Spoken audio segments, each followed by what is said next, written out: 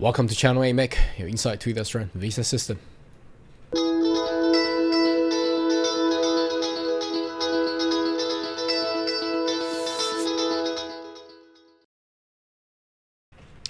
Good day everyone, my name is Carl Young, your online YouTube visa consultant. Are you interested about migrating to Australia?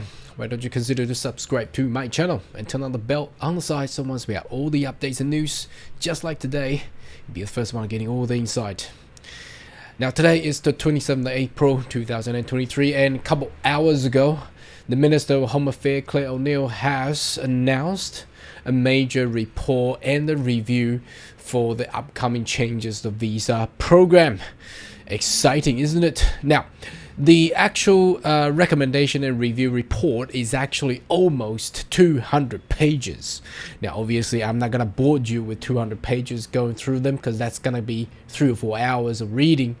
But what I'm going to do is I'm going to take the major changes which has been announced with the simplified version, what's going to be I think will be adopted by July 1st, 2023, so a couple months ago, and over the next couple days or weeks, I will pick some of the vital changes and make more video in depth of those upcoming changes and policies. So let's go and have a look at the review. And if you do want to listen to the actual national press cup that the Minister of Home Affairs Claire O'Neill has done, there's 1 hour video online as well. But I'm just gonna do a very brief review, as a lot of people will wish to do that. You know, take the next 10-20 minutes, you get the full scope and picture. All right, let's go in there and have a look.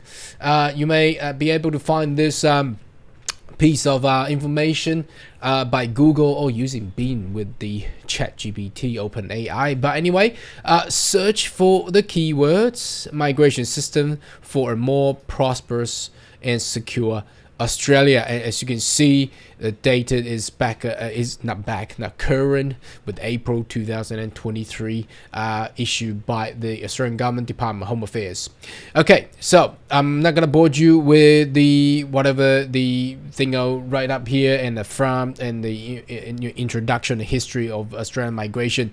I'm gonna jump straight to the point, as everybody will like to. So basically, as per the news article last week, it says the system is broken. There's required to be a lot of changes. So let's have a read of these parts and the next few pages, as they are the vital information that we shall seek for.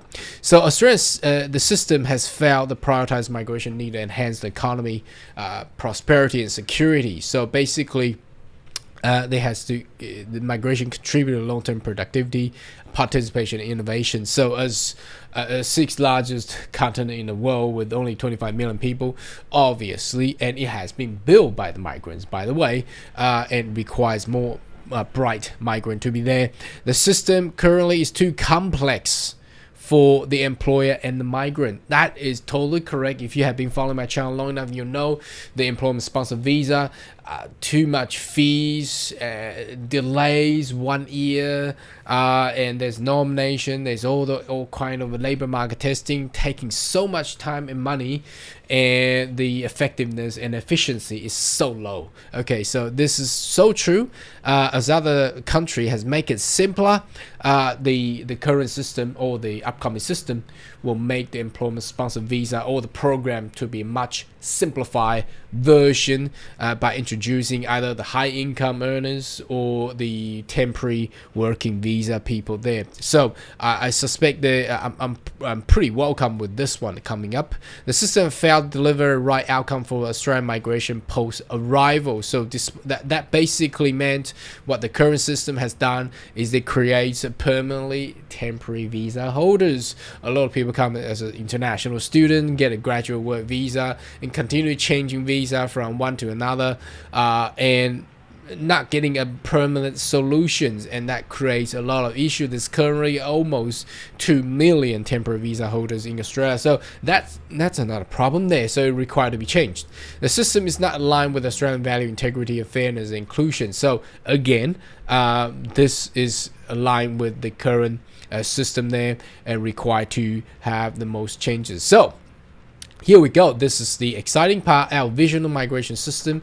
5 core objectives underpins of build the prosperity, productivity, fair labor market, building community of Australians, protecting Australian interests in the world, and provide fast, efficient, and fair system. Well, which is good, because how many of you have your visa delayed and waiting and pending?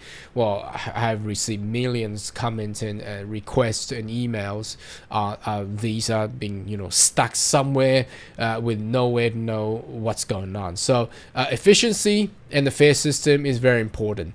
And they build upon the university, evidence-based, mobility, integrity of systems. So there's a lot of detail which I have briefly go through that 200 pages of a report, but I'll get into those details in a separate video for you.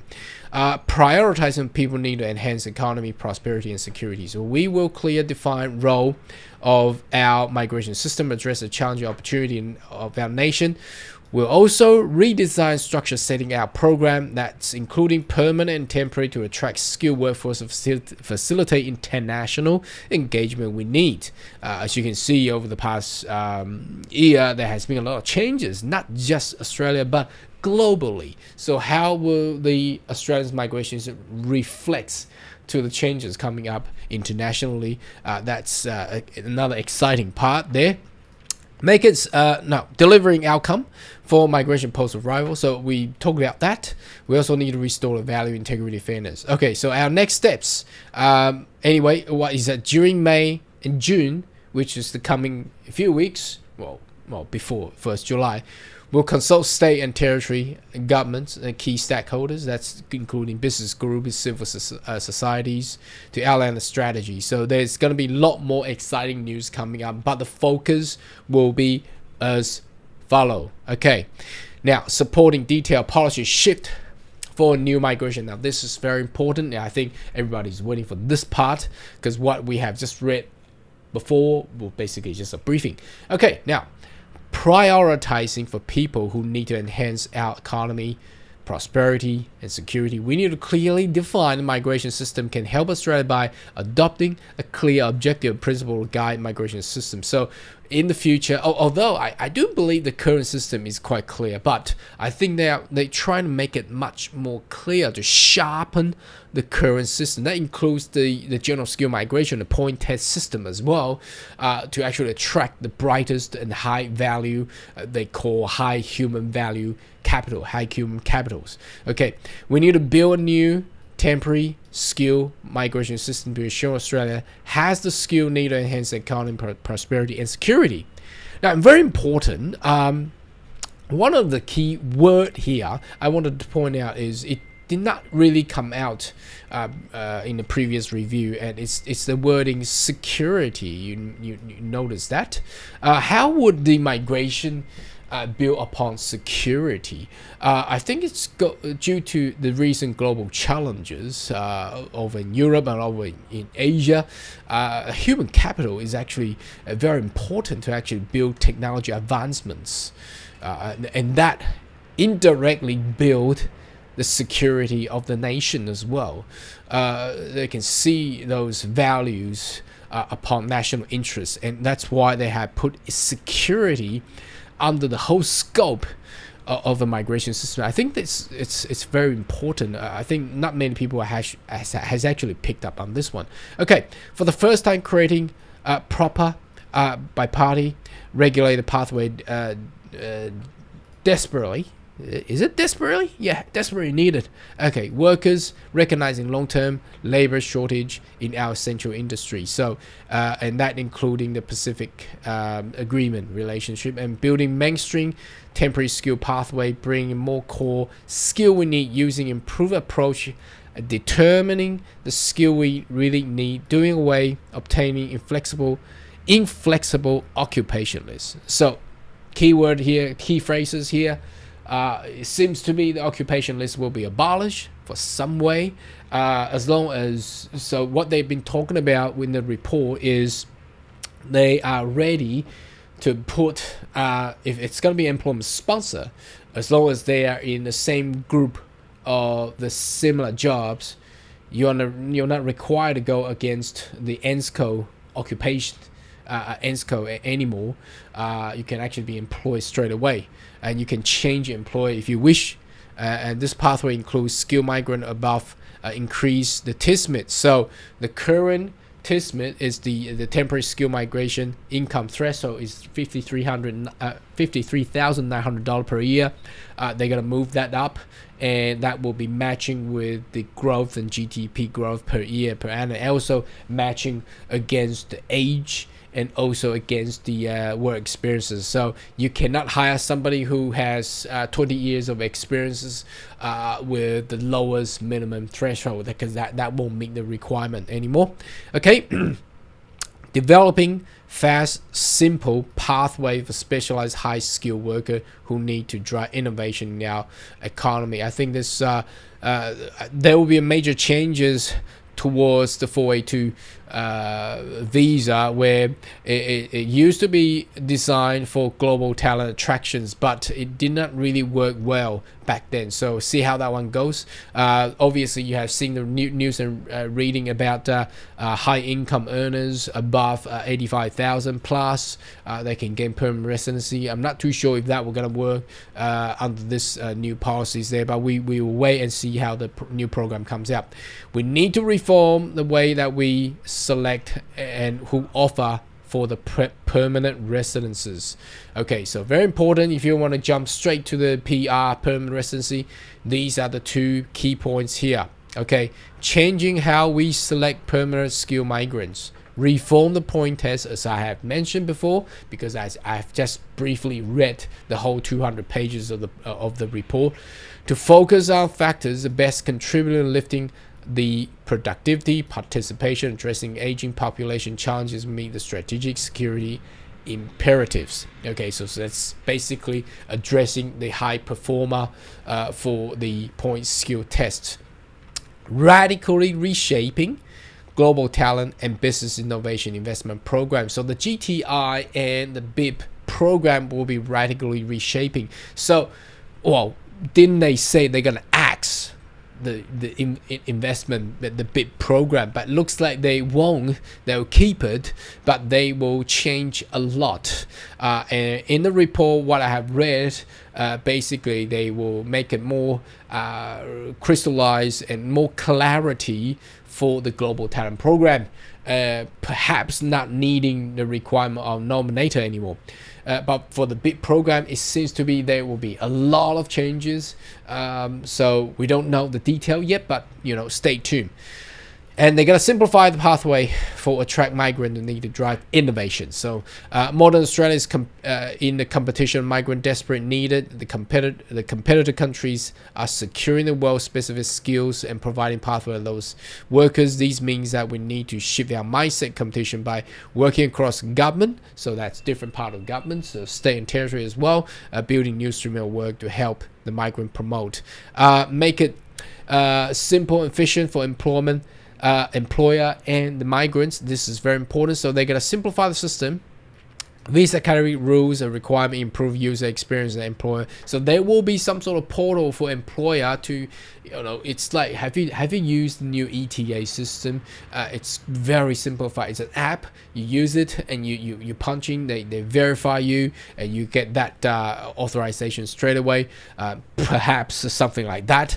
After addressing most acute aspect of the visa backlog, continuing making the system faster. So they're gonna upgrade the ICT, the IT system of the. I'm not too sure. I don't know. The current system works fine for me, but sometimes it does have a lot of issues there. But they're gonna upgrade the whole system, placing small businesses on more level playing field. So that's good. We need to evidence-based approach of migration decision, establish formal role of the job of the Job and Skill Australia. So the Job and Skill Summit held in September last year will form a committee that will address all the needs for the upcoming changes.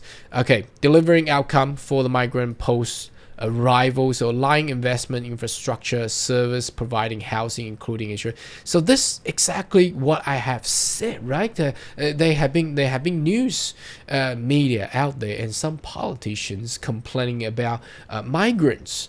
Why not go into a regional area? Why do you stay in the cities? Well, you need to improve the infrastructures. You need to improve the housing in those regional areas. What about the high-speed rails? If you can have those ones, well, no brainer. People can actually go there. Not just the migrants, but the local Australian would like to go there, live a better place, right? Greater role for state and territory to identify their migration needs.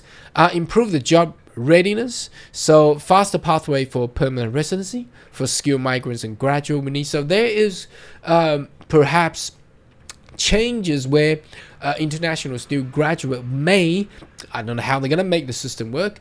Once you graduated, you automatically, I don't know how automatically can be because all the institutions have a different graduation date.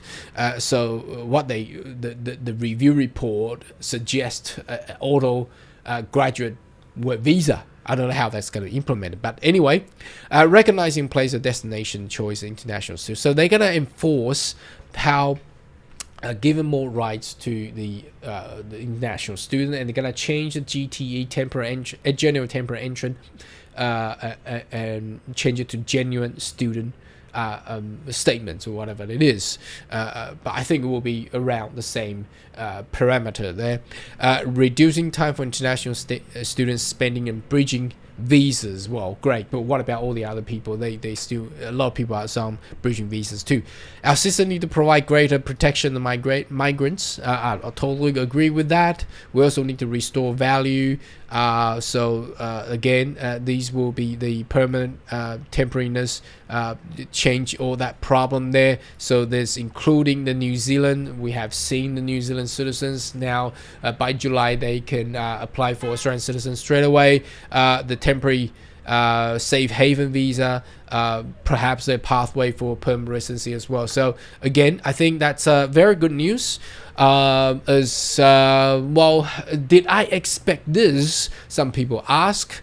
I think from what I have predicted, perhaps 70% have matched what I have predicted, and through the information and the whole national policies against, energy, advanced manufacturing, space, defense, and all that, I think Australia does require a more permanent migration program to attract those global talents and to attract those high value, high human capitals into Australia to actually meet not just the economic prosperity but also the security. Again, I picked those keywords there because security generally don't appear in the migration systems or visa program, but they put that in this report.